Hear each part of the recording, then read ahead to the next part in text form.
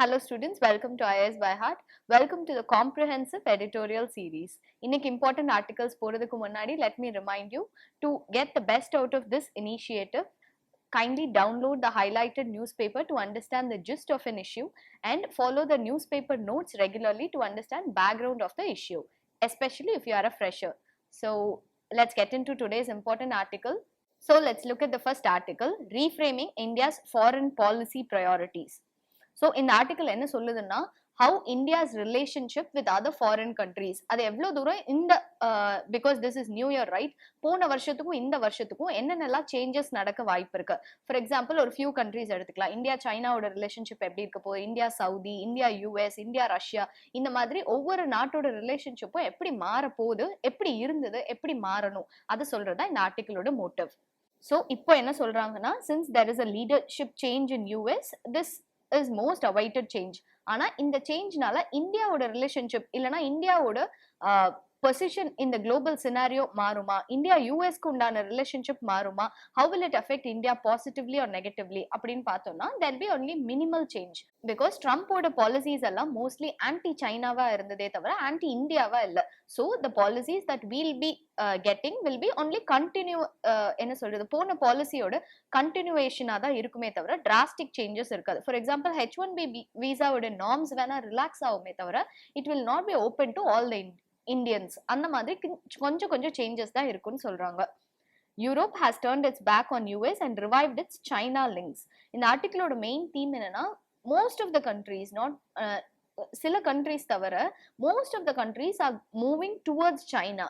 They are recognising China as the powerful partner in Indo Pacific region அப்படிங்கறதா இந்த ஆர்டிக்கிளோட தீம். Concluding its in principle in the negotiation for EU-China Comprehensive Agreement on Investment. This agreement was recently signed. இதை வச்சு பார்க்கும்போது we can come to a conclusion that EUக்கு it does not support majorly principles like though the principles are different between two countries, it is more aligning towards China. So this shows that the trade is very important than the principles. Therefore, Europe has shattered all hope that China would remain ostracized. அதாவது ஒதுக்கி வச்சிடுவாங்க, all the countries are trying to ostracize China அப்படிங்கிற perception இனிமே கிடையாது. Because Europe has openly signed an agreement with China. Now, India, which has greatly curtailed its relations with China, for example, anti-dumping duty போடுறதா இருக்கட்டும், all that has recently increased, especially after April 2020, in the wake of the Chinese aggression. அந்த Galwan Valley issue இருக்கட்டும், all that after that, because with China we have been constantly facing many problems. To list out the few problems, I'll tell you. We are facing a huge trade deficit with China, number one. Number two, there is huge dumping of Chinese products. So அதெல்லாம் counter பண்றதுக்கு தான் make in India initiative got famous. The third one is border disputes. In India is almost facing border dispute with along the whole border India shares with China. For example, Galwan Valley issue இருக்கட்டும், லடாக்ல, அருணாச்சல் பிரதேஷ்ல இஷ்யூவா இருக்கட்டும், and Doklam standoff, that's near Sikkim border. So almost the whole of the boundary we are facing territorial disputes with China. அப்படி இருக்கும்போது we thought the whole world will understand the hegemonic expansionism of China and we thought it will be ostracized. Ana it is not like that. Militarily, China has further strengthened itself and now seeks to dominate the Indo-Pacific Ocean. Because namak theriyum South China Sea dispute இருக்கட்டும், and China is also a nuclear weapon state and it is having more military superiority compared to India. அப்படி இருக்கும்போது militarily China is superpower. And one important thing is China is the only major country which had positive rate of growth at the end of 2020, because we were facing all the problems, the pandemic has left us. அப்படி இருக்கும்போது all the country were in shackles. China is the only major country which faced a positive rate of growth, and 2021 la it is recording even more positive growth than other major countries. So China is seeking to strengthen its military coordination with Russia. And remember one important thing, Russia is the only country which is having positive trade with China, meaning Russia is supplying more to China than what China is supplying to Russia. its heavy-handed actions in Hong Kong issue namakku theriyum, we have already done a video on it, we'll provide the link in the description box below. And the Uyghur Muslim problem, that is they are not respecting the sanctity or their secularity, that is the issue with the Uyghur Muslims. China's position across Asia, if anything, is stronger than what it was in 2020. Moving on, President Xi will further cement his position, meaning he will ascertain his position both as a party leader and as the president, despite the tensions within the party. India cannot expect any Chinese concession in eastern Ladakh until India makes amends, meaning China is forcing our hand to making any amends rather than conceding to India's demands. Okay. So for Europe, the dominated by strong authoritarian leaders world over pathina, it is dominated by authoritarian leaders. For example, China la Xi Jinping, Vladimir Putin in Russia, Erdogan in Turkey, all these are authoritarian leaders. If US hadn't changed, that will also have come under this list. Ippo 2021 is dominated by these kind of authoritarian leaders. Therefore, international politics may not be very different from that in 2020. These leaders are continuing their positions. So, drastic changes நம்ம எதிர்பார்க்க முடியாது. யூரோப்ல முக்கியமா Europe minus Britain, that is following the Brexit, and the retirement of Angela Merkel. In 2018, she announced that she will not be contesting any elections in 2021, could become even less relevant in world affairs, because world affairs is now the author claims that the world is instead of becoming multipolar, it is becoming singularly polarized. The China-EU investment treaty, which saw Europe capitulating to China's brandishments, is an indication that Europe values its economy rather than its politics. That's what I said before. Europe is giving more importance to principles rather than to its people. Russia is beginning to display greater interest in the affairs of country on its periphery. For example, Azerbaijan-Armenia dispute, Russia had a major role to play by being the arbitrator, by being to arriving at a peace agreement. Now Russia is playing a major role along its periphery. And with strengthening its ties from China and reaching an agreement with Turkey, this seems to a signal reduced interest such as India. India would relevance is because major players are involved in the geopolitics. So Abraham Accords namak theriyum, it was signed between Israel and various other countries. For example, Bahrain, UAE, all these countries have signed, making sure that Israel does not, the one condition is opening diplomatic ties with these countries. The second condition is Israel should not expand towards Palestine. So in the Abraham Accords, the realignment of forces in the Arab world has happened, has sharpened the division between Saudi bloc and the Iran-Turkey bloc. So this has not reduced the risk of confrontation between Iran and Israel. This posed problems for India since India has relationship with all these countries. India never takes sides with countries. In the country, unless until it is a very drastic move or a rash move, India always takes the middle path or the moderate way. China demonstrates a willingness to play much larger role in the region, including contemplating 25-year strategic cooperation agreement with Iran. These are the countries, nama in the country kudala, other than tech transfer and arms trade, illana scientific transfer or technological developments illada, andha madri nama minimum role pandra ella country odiyum China is starting to play a major role. So the major claim of the author, he says that India is being isolated in the global arena. No breakthrough in Sino-Indian relations, because it has been happening for a very long time. Galwan Valley issue and all the issue, it is going on for a long time. Innamu we haven't arrived at an agreement, or it is likely to occur in the near future. The confrontation between Iran and Chinese armed forces is expected to continue. India currently plays no significant role in West Asia. India-Iran relations today lack warmth because it had vigor when we started building the Shahbar port. Now the project is still going on. There is not much developments, adanala it is lacking warmth. In Afghanistan, India is being marginalized as far as the peace process is concerned, because ange the big players like US, all those are there, and India is being marginalized. India charges Pakistan of sponsoring terror and have some impact on the global, because we have succeeded a little in being in isolating Pakistan and making sure that everybody knows that they are the sponsors of terrorism. And the madri we have done, but still it is a long way to go. It has further aggravated tensions between the two neighbors, and in the process also helped Pakistan to cement its relation with China, because the whole world is trying to isolate Pakistan. FATF international grouping various countries, US has openly opposed Pakistan, it stopped its financial assistance to Pakistan. And the madriyalla irukumbodhu, all these situations is making Pakistan move closer towards China. இப்போ ரீசெண்டாக இம்ரான் கான் கொடுத்த public ஸ்டேட்மெண்ட்ஸாக இருக்கட்டும், all these things are making a very clear move that Pakistan is moving towards China, because China is what is providing financial assistance and all the projects etc. to Pakistan. Adanala it is moving towards China. The hostility between India and Nepal appears to have reduced lately, because last year we had a problem regarding Kalapani, Lippu Lake and Limpiadura near the Indo-Nepal border. அப்படி இருக்கும்போது those tensions have reduced lately, but still the tensions over the territorial marking is still persisting. India has made valiant efforts to improve relationship with some of its neighbors like Bangladesh. With Bangladesh, we have the major problem is Teesta River dispute. With Myanmar we have problem with Rohingya Muslims. Sri Lanka, the Tamil fishermen issue, etc. But as of now, worthwhile results are not evident.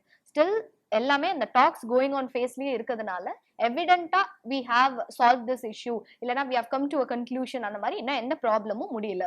India China relations deteriorate and India neighbors are not averse to taking sides, increasing India's isolation. எந்த கண்ட்ரியுமே இந்தியாக்கு அகேன்ஸ்டா stand எடுக்கல, that is okay, that is a safe game. ஆனா இந்தியாக்கு சப்போர்ட்டாவும் none of our neighbors are taking stands. That is one issue.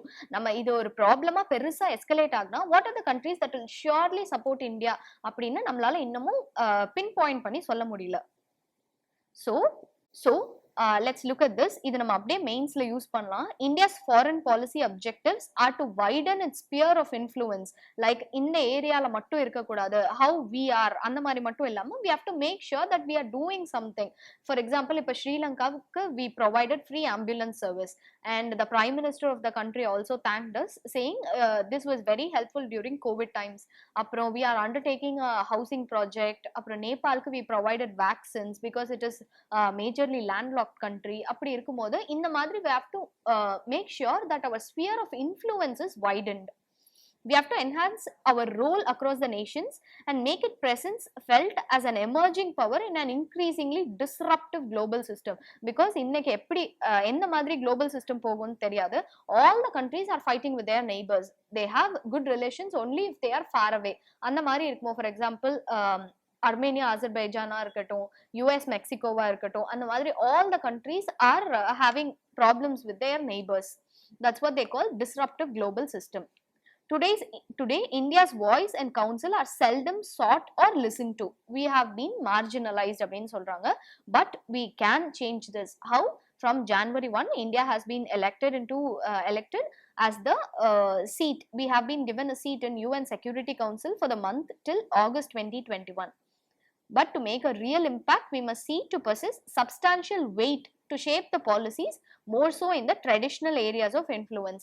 நம்ம புது areas of influence போகலனாலும் we have to make sure in our sphere we have more weightage.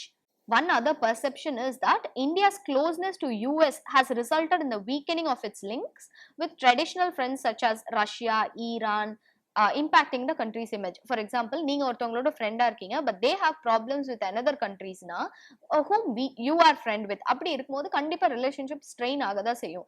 Other countries they expect India to take a stand. நீங்க எங்களுக்கு சப்போர்ட்டா இல்ல அவங்களுக்கு சப்போர்ட்டா, அந்த மாதிரி ஒரு crucial binary decision எடுக்கும்போது India is taking a back step. So, shifting balance of power in the region which India is situated, notably the rise of China and the enlarging conflict between the two biggest powers in Asia, compelling many nations to pick sides. For example, இப்போ India side நம்ம எடுத்தோம்னா நமக்கு என்ன advantage இருக்க போகுது, அதுவே China side எடுத்தோம்னா we'll have more trade, they'll provide us many things. அந்த மாதிரி countries are choosing sides.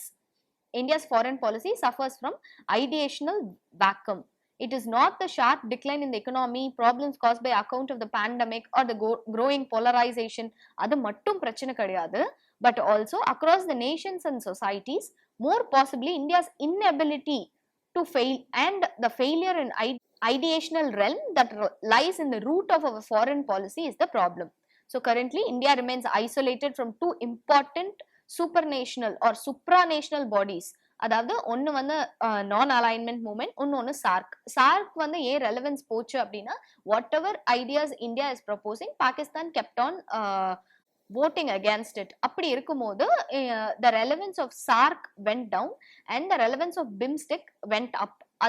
But இப்பயுமே பாத்தீங்கன்னா BIMSTEC has not emerged into a very powerful organization. And recently we came out of RCEP because of the free trade agreement, which was heavily skewed against India.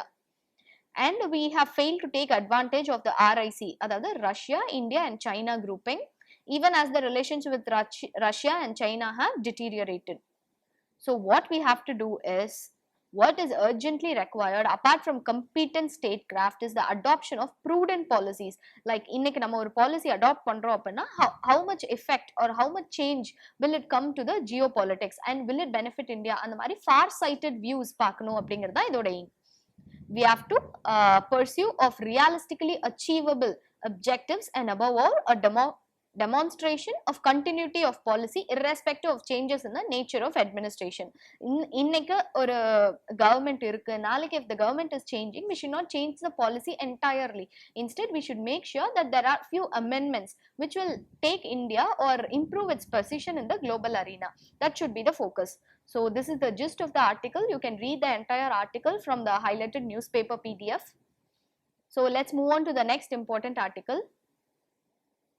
Let's look at the next article. இந்த article என்ன சொல்லுதுன்னா, முக்கியமா NREGA policy பத்தி ஒரு எக்ஸாம்பிளா எடுத்துட்டு சொல்லுது. The main gist of the article is, இப்போ ஒரு பாலிசி ஃப்ரேம் பண்றாங்க, அட்மினிஸ்ட்ரேட்டர்ஸ் ஆர் பியூரோக்ராட்ஸ் ஃப்ரேம் பண்றாங்கன்னா, அந்த பாலிசி சக்சஸ் அடைஞ்சுதா இல்லையா அப்படின்னு நம்ம அதை எப்படி மெஷர் பண்ணணும். அந்த பாலிசிக்கு நம்ம மந்த்லி இயர்லி பட்ஜெட்ல ஃபண்ட்ஸ் அலோகேட் பண்றதா இருக்கட்டும், இல்ல அந்த மாதிரி மட்டும் பண்ணா ஒரு பாலிசியோட சக்சஸ் நமக்கு தெரிஞ்சிருமா, அதோட நெகட்டிவ்ஸ் என்ன, how the common people are feeling, சின்ன இஷ்யூ இருந்தாலும் அதை நம்ம ரெக்டிஃபை பண்ணி அதை நம்ம கொண்டு வரது தான் அந்த பாலிசியோட சக்சஸே இருக்கு. பிகாஸ் ஆல் த ஐடியாஸ், என்ன ஐடியாவாவே இருக்கட்டுமே, அதோட இம்ப்ளிமெண்டேஷன்ல ப்ராப்ளம் வந்ததுன்னா the whole idea or the purpose behind the idea will be defeated. For example, demonetization ave irukattum illa any other thing, the idea was good but how it was implemented, what were the flaws in implementing, adudhan problem. So the means is always important as equal as the way how we achieve the target. Adha patti solradha in the aim. For example, introduction la sollirukanga, very often policy makers ignore the need for dialogue and deliberation with beneficiaries. இப்போ இந்த farm laws ஆவே இருக்கட்டுமே, maybe the government did it with a good purpose, ஆனா how it should have done, it should have called the stakeholders, farmers ஆ இருக்கட்டும் or farmer committees ஆ இருக்கட்டும், it should have called it should have had rounds of talks, deliberations இருக்கணும், arguments, debates, அப்படி போய் we should have arrived at something. எப்பவுமே a policy should be made only after dialogue and deliberation with the beneficiaries. இதுதான் introduction. இதுக்கு அவங்களே case study மாதிரி how NREGA was implemented in Rajasthan சொல்றாங்க. The author says, when policies are anchored in good principles, their implementation is often messy and requires iterations based on people's concerns. Because எல்லா பாலிசியுமே எந்த கவர்மெண்டா இருக்கட்டும், இப்ப இருக்க opposition பவருக்கு வந்தாலும் சரி, இப்ப இருக்க கவர்மெண்டே ஏதாவது ஒரு பாலிசி இம்ப்ளிமெண்ட் பண்ணாலும் எய்ம் என்ன, it is for people's good. ஆனா அதை எப்படி நம்ம இம்ப்ளிமெண்ட் பண்றோம், how people friendly it is. இப்ப நீங்க ஒரு பயங்கரமான பாலிசி, ஒவ்வொரு ஃபார்மருக்கும் 10,000 கொடுக்குறீங்கன்னே ஒரு பாலிசி வருதுன்னு வைங்க, ஆனா இந்த 10,000 நீ டெய்லி போய் பேங்க்ல நடையா நடக்கணும், அலையணும், அப்படி இருந்ததுன்னா that policy is not a successful policy. ஆனா நீங்க ஒரு 2,000 கொடுக்குறீங்க monthly, they'll have it in their account, அவங்க போய் withdraw மட்டும் பண்ணா போதும், அப்படி இருந்ததுன்னா how user friendly it is, that is how we measure a success of a policy. In particular, redistributive people facing welfare policies need constant feedback. அதாவது என்ன சொல்றாங்கன்னா, social audit அந்த மாதிரி பண்ணணும். How a policy is in the districtல என்னென்ன flaws இருக்கு, how are we going to overcome it, what are the problems a common man is facing, how it can be improved. அடுத்த policy நம்ம இதே stack holder, for example ஃபார்மர்ஸ்க்குன்னே நம்ம frame பண்றோம்னா, previous பாலிசியில இருந்த ப்ராப்ளம்லாம் எப்படி நம்ம ரெக்டிஃபை பண்றோம் according to the changing times. அந்த மாதிரி இதை நம்ம ஒரு கேஸ் ஸ்டடி மாதிரியே எடுத்து பண்ணணும்.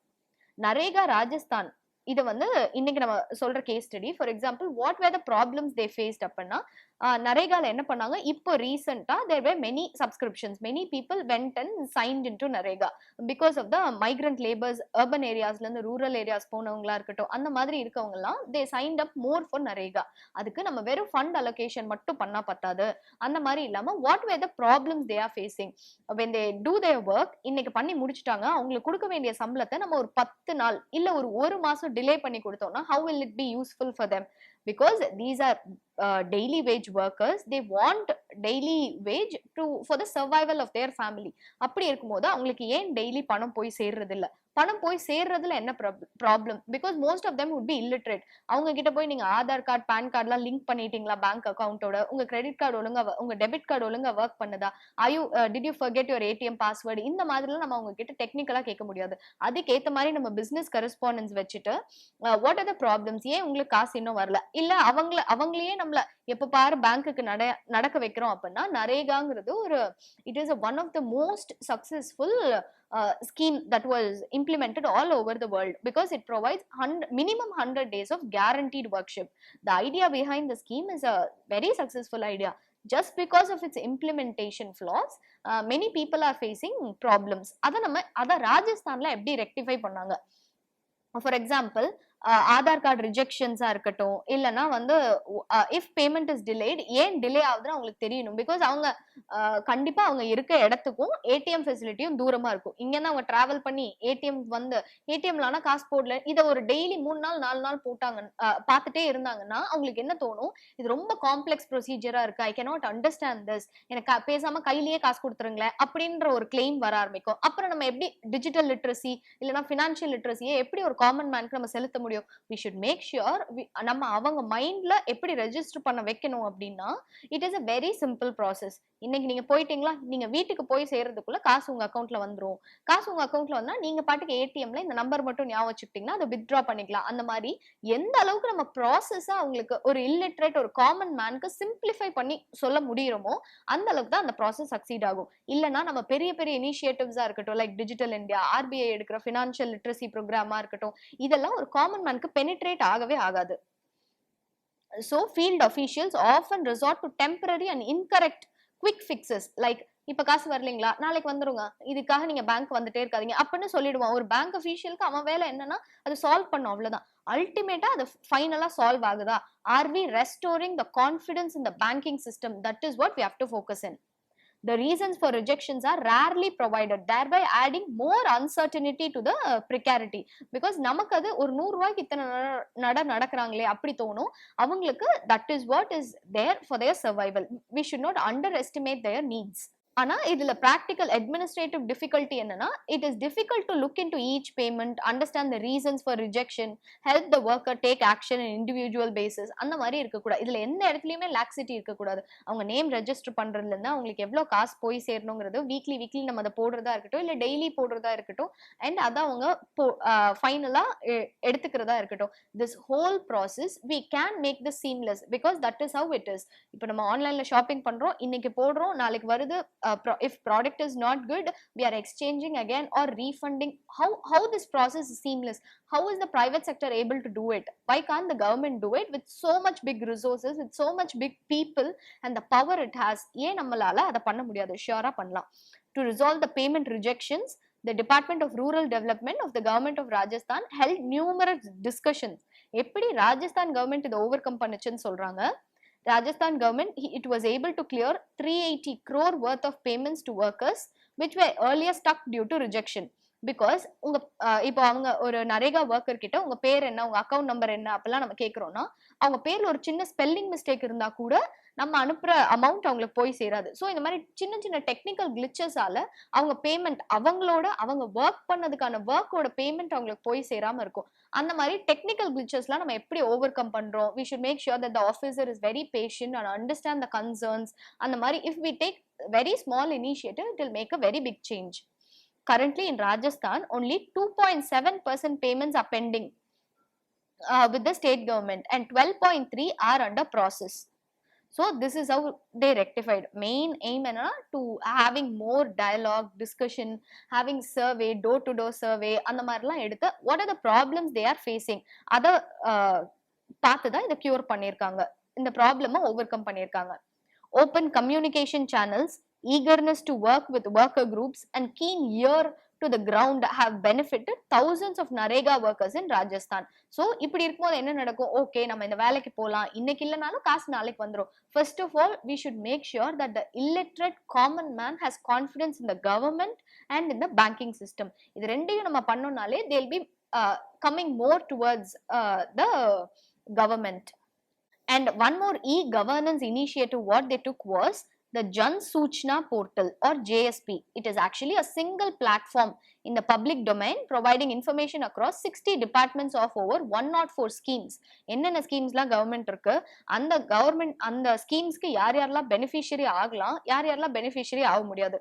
இப்போ ஃபார் எக்ஸாம்பிள் ஒரு insurance scheme for aged persons இருக்குன்னா இந்த வயசுல போட்டிங்கன்னா, இந்த வயசுல நீங்க இந்த ஸ்கீம் ஜாயின் பண்ணீங்கன்னா எவ்வளோ வயசுல உங்களுக்கு எவ்வளோ பென்ஷன் வரும், அந்த மாதிரி கிளியரா லிஸ்ட் அவுட் பண்ணி, தோ கண்டிப்பா it would have taken a lot of time, but investing that time would have surely helped in the better administration of the state. So each scheme, the design and formats of each scheme have been painstakingly arrived through a digital dialogue involving government officials and numerous civil society organizations. So நீங்க மெயின்ஸ்ல ஒரு GS answer எழுதும் போது, governance GS2 பேப்பர்ல எழுதும் போது you can quote these two answers. ஒன்னு, how Rajasthan overcame the issues faced by the Narega laborers and how it made sure that the digital payments is the problem, like rejections or delayed payments, how it is rectified. Adha onnu sollalam. Innonu, this JSP or Jan Suchna portal, what are the schemes or offers or what are the efforts taken by the state government and who are the beneficiaries? Because nama neriya scheme, many governments are announcing many schemes, but the painful reality is not many people are aware of it. அதை நம்ம போய் avail பண்ணிக்கலாம், நம்ம இந்த கஷ்டத்திலே இருக்க வேணாம், அந்த government சப்போர்ட்டிங்கன்ற அந்த அவேர்னஸே இல்லை, அதுக்காக கிரியேட் பண்ணதான் இந்த portal.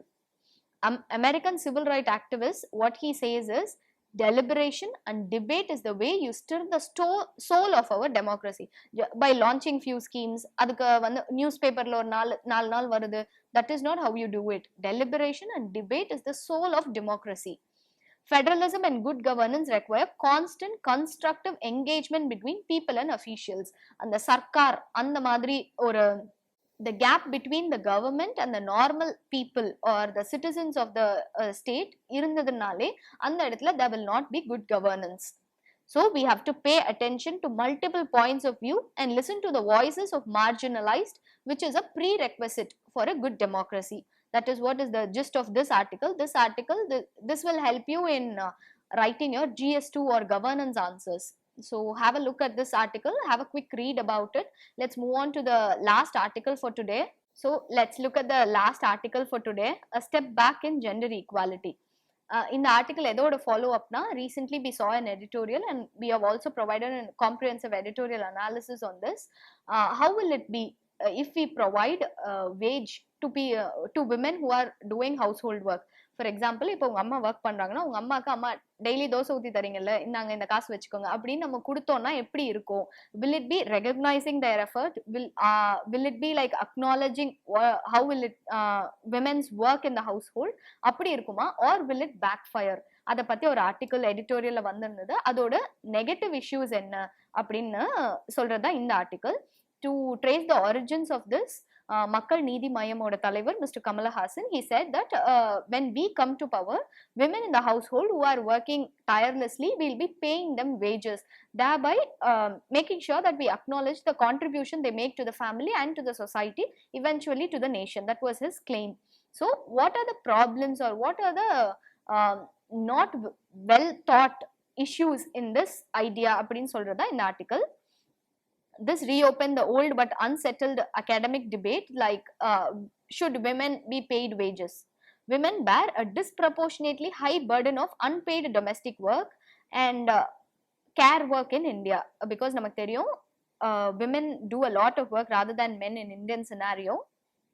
82% of females 6 years and above and 24% of males. இந்த figures தான் வந்து how much women work in Indian society ன்னு சொல்றாங்க. 82% of females work against 24% of males from Tamil Nadu. அதே மாதிரி 90% of females and 24% of males work in another age group. இதுல இருந்து நமக்கு என்ன தெரியுதுன்னா, what should a progressive policy proposal aim at? Should we be paying women a wage for domestic and care work or address the huge gender disparity? சரி, வேலை செய்றீங்கல்ல, இந்தாங்க காசு அப்படின்னு கொடுக்கறது பெட்டரா, இல்ல உன் வேலையை நானும் ஷேர் பண்ணிக்கிறேன், நம்ம 2 பேரும் தானே வீட்ல இருக்கோம், லெட்ஸ் டூ இட் டுகெதர், அந்த மாதிரி ஒரு மைண்ட் செட்டை மென்னுக்கு கொண்டு வரணுமா? அத பத்தி ஒரு ப்ராப்பர் பாலிசினா எப்படி இருக்கணும் அப்படின்னு கேக்குறாங்க. A public policy should aim at closing the huge gender gap in unpaid domestic care work through recognition, reduction and redistribution. அதாவது ரெகக்னிஷன் ஃபர்ஸ்ட் ஆஃப் ஆல், ஆமா அவங்க நிறைய வேலை பாக்குறாங்க, என்னை விட அவங்க நிறைய வேலை பாக்குறாங்கன்னு first men should admit. The second one is reduction. அவங்களோட வேலையை கொஞ்சம் குறைக்க பார்க்கணும், like taking care of yourself. the men should take care of their own works. விமனையே எப்பவுமே டிபெண்ட் பண்ணி இல்லாம இருக்குது. அது third one redistribution, like distributing the work, let's share the work, அந்த மாதிரி ரீடிஸ்ட்ரிபியூஷன் அந்த மாதிரி தான் இருக்கணும். Paying a wage, a formal recognition of the fact that unpaid domestic care are no less important than paid market work, as the latter is a parasitic on the former.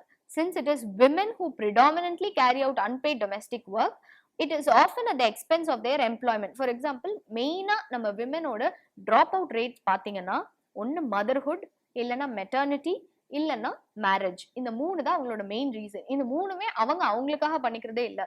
இதர் the society asks for it or their parents force it. அந்த மாதிரி இருக்கும்போது they are often losing their job இல்லைன்னா their studies to take care of the family. So ஒரு progressive public policy-னா will paying women a wage for domestic and care work reduce their daily burden. அதுவும் இல்லாம இப்போ காசு கொடுக்குறாங்கன்னு வச்சுக்கலாமே, அப்படி இருக்கும்போது என்ன நடக்கும்? சரி, காசு தான் வாங்குறல்ல, வேலையை செய், அந்த மாதிரி ஒரு ஆட்டிடியூட் வர்றதுக்கான வாய்ப்பும் இருக்கு. அதை தான் சொல்றாங்க. The proposal not only fails miserably but also has the potential to increase women's burden. Paying monetary benefit carry with it the possible danger of formally endorsing the social norm. Domestic and care work are women's work. இது நம்ம women பே பண்றது மூலியமா, ஆமா இந்த வேலை இவங்க தான் செஞ்சாகணும், அதுக்கு ஆம்பளைங்க காசு கொடுத்துருவாங்க, women will do the work, men will pay them. அந்த மாதிரி இது ஃபார்மலா ஒரு 50 years or 20 years கழிச்சு பார்க்கும்போது இதுதான் நார்மல் நார்ம்னு ஆயிடும். For which they are being paid. The purportedly progressive proposal thus has the risk of furthering the gender disparity in unpaid within homes. அதே இது நம்ம ஓகே, எப்படி அம்பேத்கர் செப்பரேட் எலக்ட்ரேட் வேணும்னு கேட்டப்போ காந்தி இதை பண்ணோம்னா அவங்க எப்பவுமே செப்பரேட்டாவே ஆயிடுவாங்க, சொசைட்டியோட மிங்கிலே ஆக முடியாதுன்னு போராடினாரோ, அதே லைன்ஸ்ல நீங்க இதையும் யோசிச்சு பாத்தீங்கன்னா உங்களுக்கு புரியும். நம்ம விமென்க்கு ஃபார்முலா இதுதான் உங்க வேஜஸ் அப்படின்னு நம்ம கொடுத்துடுறோம் அப்படின்னா அவங்க கடைசி வரைக்கும் அதை வாங்கிட்டு வேலை செஞ்சுட்டே தான் இருப்பாங்க. they will be degraded, அவங்க பொசிஷனே டிகிரேட் ஆயிடும். இப்ப கூட many women think இது நம்ம வீடு, we have to do it. இதுக்கப்புறம் ஓகே பே பண்ணல, அதுக்கப்புறம் என்ன நடக்கும்? நிறைய மேரேஜ் டிஸ்பியூட்ஸ் எப்படி இருக்கும்? நான் 10 மாசமா வீட்டு வேலை செய்யறேன், எனக்கு இவர் கொடுக்க வேண்டிய அந்த ரெகக்னிஷனோ இல்ல அந்த பேமெண்ட்டோ தரல, அந்த மாதிரி டிஸ்பியூட்ஸ் அரைஸ் ஆகும், which will surely put holes in the fabric of a marriage. It also fails in the other crucial aspect of redistribution. சரி, okay, let's share the work, அந்த மாதிரி இல்லாம you do the work, I'll pay you. Is money everything? அந்த மாதிரி ஒரு questionும் வருது. It might give space for men to claim that women are bound to do this unpaid activities as they are being compensated for the time spent or income foregone. உங்களால தானே நான் வேலையை விட்டேன் அப்படின்னு கேட்க முடியாது இனிமே விமன். உங்களுக்காக ஐ மேட் தி சாக்ரிஃபைஸ் அப்படின்னு சொல்ல முடியாது. வேலையை விட்டாலும் அதுக்கு பதிலாக தான் வீட்டு வேலை செய்யறதுக்கு ஐ எம் பேயிங் யூ இல்ல, அந்த மாதிரி ஒரு arguments will arise in the society which is not healthy. And for the time spent or income foregone, that the women can at best expect men only to help but not participate in daily out in carrying out these daily activities. Men help பண்ண முடியும், ஏங்க நீங்களும் இது பண்ணுங்கன்னு கேட்க முடியாம போயிடும். They lose their voice. So only 24% of men from Tamil Nadu participate in and spend less time than the women on unpaid domestic work. Therefore, instead of incentivizing மென்னை நம்ம இன்சென்டிவைஸ் பண்ணுமே தவிர, நீங்க வேலை செய்யறீங்கல்ல, இன்னாங்க உங்களுக்கு காசுன்னு கொடுக்க கூடாது, நீங்க வேலை செஞ்சா காசுன்னு we should incentivize men, like promote them, awareness create பண்ணும். What are the burden women are facing? நிறைய women they face problems in their body, like bone தேயறதா இருக்கட்டும், இல்ல how they are being unfit after 30 or 35 years because of overwork. அந்த மாதிரி awareness create பண்ணி we have to make men more confident and aware. அப்படி பண்ணணுமே தவிர we should not incentivize women who are already burdened to participate more in the household work and reduce women's burden by redistributing the responsibility in the current proposal. Incentivizing men monetarily or otherwise to participate more and spend longer hours in carrying out unpaid domestic work is one thing, but paying women a wage and shouldering the primary responsibility is another. Practical gender needs என்னன்னு நம்ம பார்க்கணுமே, அதை நம்ம satisfy பண்ணணும்னு பார்க்க கூடாது, but we should make sure the strategic gender needs are quenched. The electoral promise therefore lacks the transformative potential of achieving gender equality in sharing unpaid work. So the main gist of the article என்னன்னா, விமனுக்கு நம்ம help பண்றோம்னு சொல்லி we should not burden them, we should make men more aware. Because எந்த சொசைட்டிலலாம் where men are truly confident of their worth, women are not merely tolerated, they are valued. இது நான் சொன்னது இல்லைங்க, ஆங் song Suu Kyi சொல்லியிருக்காங்க. You can use this quotes in your mains, okay? Where men are truly confident of their value, women are not merely tolerated but valued. So we have come to the end of this video. I hope this session was useful. Thank you.